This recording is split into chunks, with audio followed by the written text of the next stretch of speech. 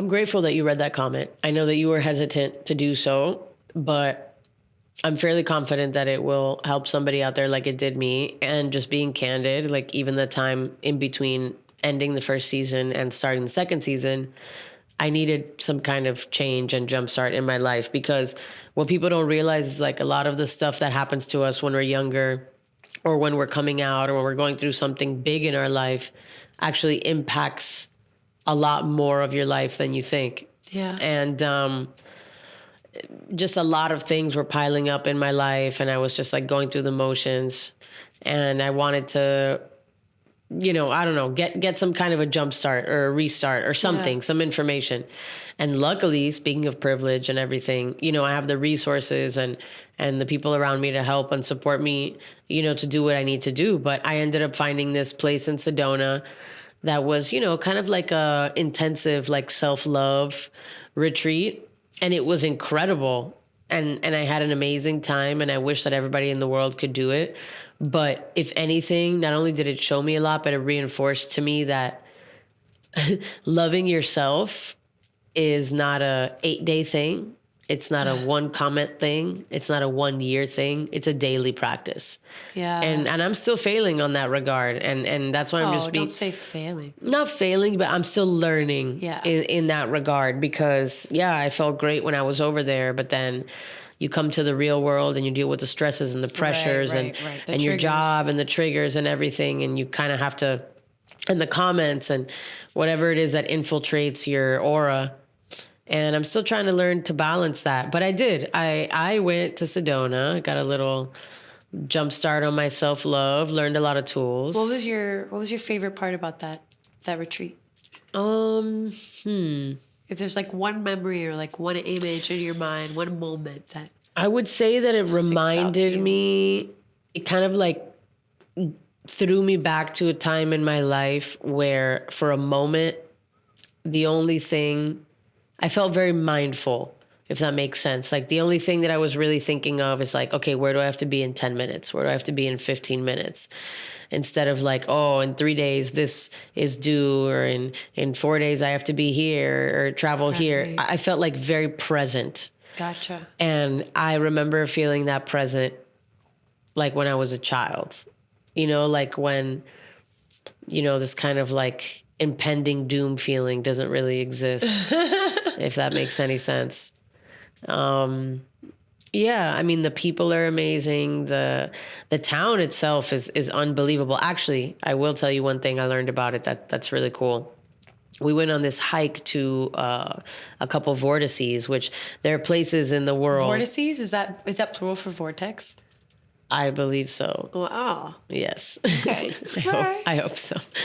But anyway, so what a vortex is, there's something called a vortex. And a vortex on Earth, there are certain places where the energetic field, right? It's kind of like a magnet thing. You can actually measure it with magnets. It has a certain pull and push energetically, and they've built like landmarks. Like, for example, Stonehenge is right on top of a vortex, right? So we were going around on this hike exploring these different incredible points on Earth, because there are a lot of them in Sedona. And my guide... So weird and interesting. You can actually feel it. But the guide taught me, he goes, look, there's Thunder Mountain.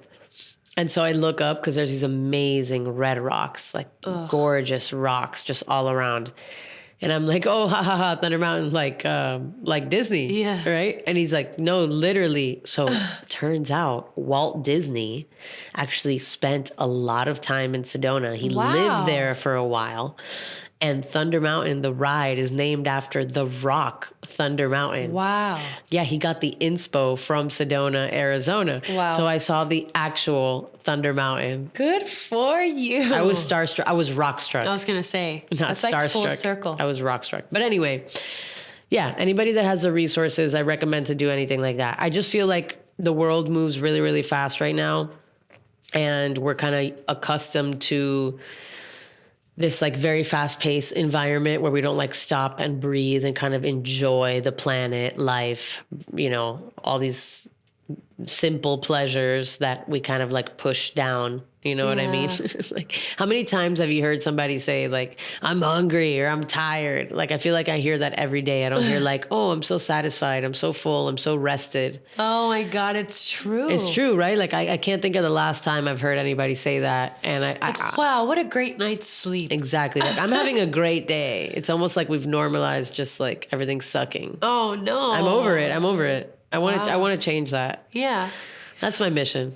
I think that a lot of people have tried to battle that by romanticizing their most mundane tasks and trying to enjoy them to the fullest, no matter what it is.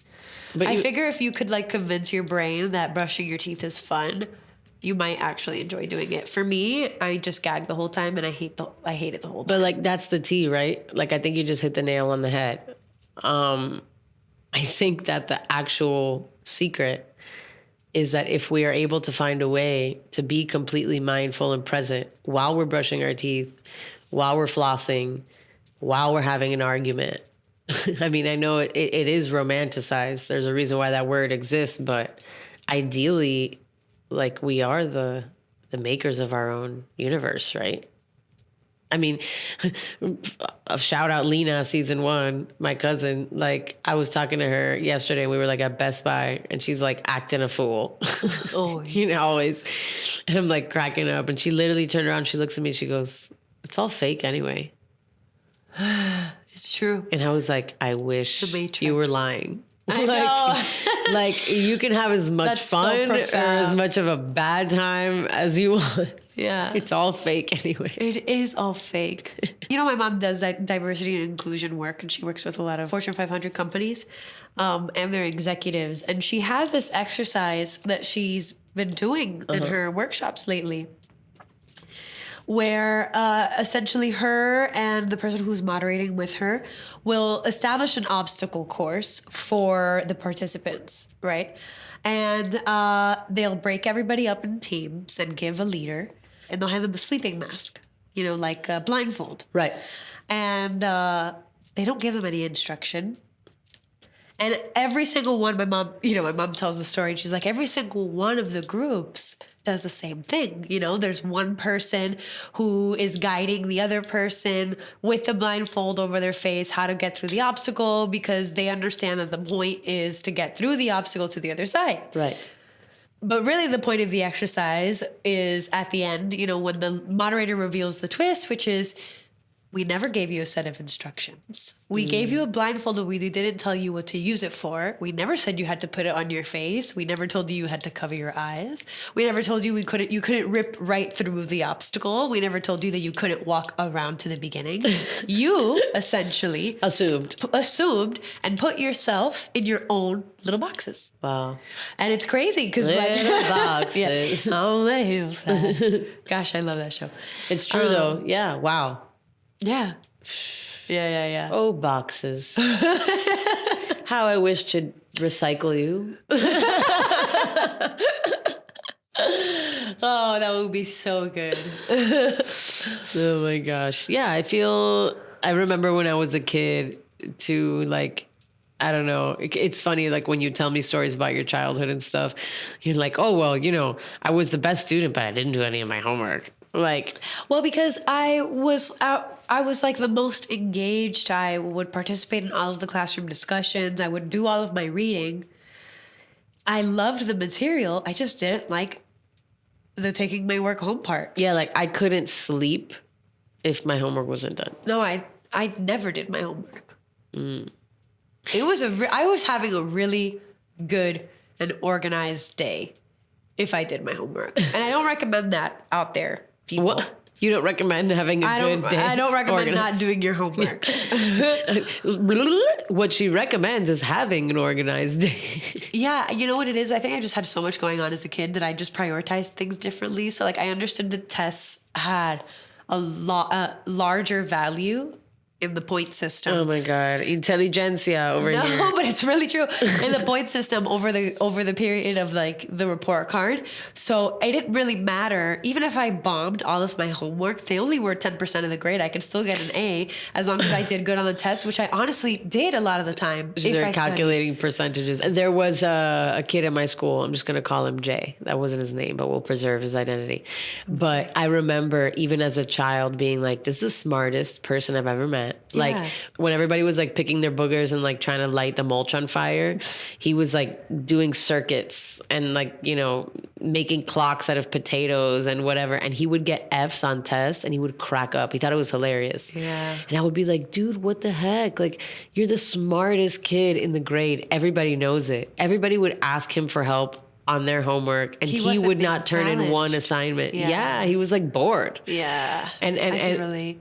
Yeah, and I was like, I guess I didn't get it because I was more afraid of the authority than anything, but I thought it was so amazing that he was liberated by his intelligence. I was like, he was just like playing the game. He was, Have the courage to use your own reason. No, it was a simulation. Look, I do think, I will say this, of all of my schooling, the best tools I've taken away are discipline, people skills, and, you know, like social things more than the actual material. Right. Like, yeah, like, you know, so I will say that, you know, I do think there's value in like knowing how to participate as a part of a team and like doing the best that you can, even though the school system is flawed. I just think that, you know, as humans, we all have different strengths. Yeah. And I work in spurts of fire. That's how my energy works. I can spend an hour on one task and it'll be incredible. And then I have to move on to something else because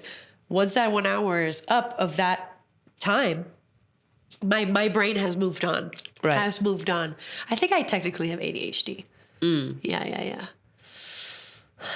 All of those TikTok videos apply to me.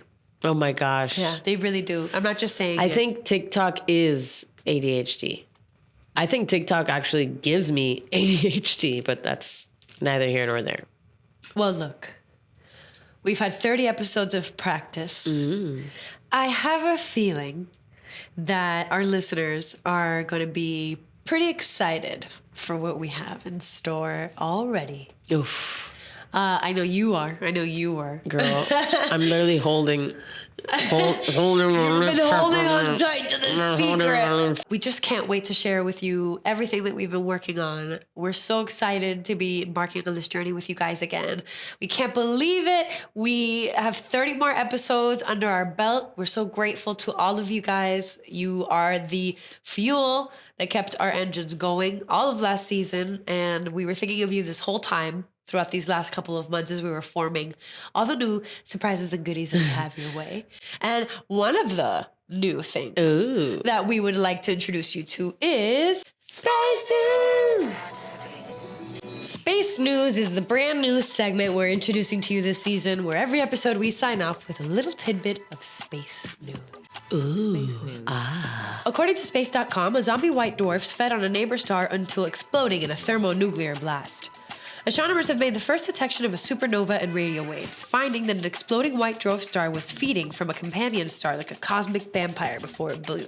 Ooh. The Milky Way galaxy may be a different shape than we thought. New measurements suggest that the traditional view of the Milky Way as a galaxy with 4 major spiral arms extending out from a thick centralized bulge of stars could be wrong. Alien signal beamed to Earth from Mars in SETI test, which is Search for Extraterrestrial Intelligence. A European Mars orbiter beamed a coded message to Earth on May 24th, kicking off a weeks-long project designed to help us prep for a real signal from ET. And this has been Space News. Okay. She loved it. She was really excited for that part. I'm very excited because there's a lot going on other than on this rock. So we should be informed, don't you think? Yes, I believe so. Space News! Oh boy. And one last piece of news before we close. The IOOW hotline has officially been opened, but that's not it. We have a new number. Ladies and gentlemen, we are taking your calls, we're taking your questions, we're taking your answers, whatever it is that you want to tell us, give us a call at 626-IOOW-POD. That's POD. Again, that's 626-IOOW-POD. 626-IOW-POD. And I think that with that, we conclude our flight. I could not be more excited to be back boarded up on our ship, traveling the universe with you, my dear, and with all of you that have been trucking on this trusty old ship from season 1. So let's get into it, baby. Season 2, here we go. Launching.